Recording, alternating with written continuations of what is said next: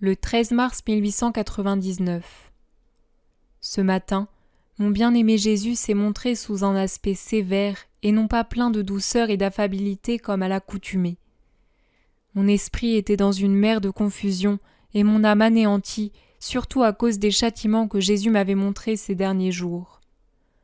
En voyant Jésus dans cet état, je n'ai pas osé lui parler. Nous nous sommes regardés en silence. Ô mon Dieu, quelle souffrance! Soudain, j'ai aussi vu le confesseur et en m'envoyant un rayon de lumière intellectuelle, Jésus dit « Charité ».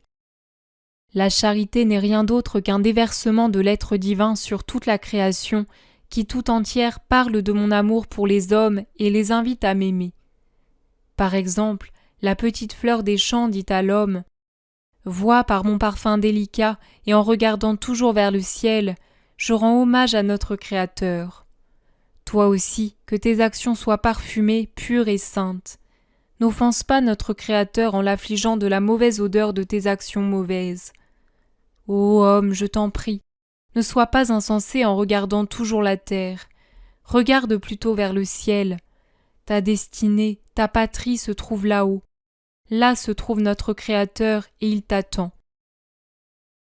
L'eau qui coule continuellement devant les yeux des hommes leur dit « Regarde, je viens de la nuit et je dois couler et courir jusqu'à ce que je retourne à l'endroit d'où je viens. Toi aussi, ô homme, cours, mais cours vers le sein de Dieu d'où tu viens. Oh, je t'en prie, ne cours pas sur les mauvais chemins, ceux qui mènent au précipice, sinon, malheur à toi. » Même les animaux les plus sauvages disent à l'homme « Vois, ô homme, combien tu dois être féroce vis-à-vis de tout ce qui n'est pas Dieu. Quand quelqu'un s'approche de nous, nous semons la peur par nos rugissements, de sorte que personne n'ose plus nous approcher et venir déranger notre solitude.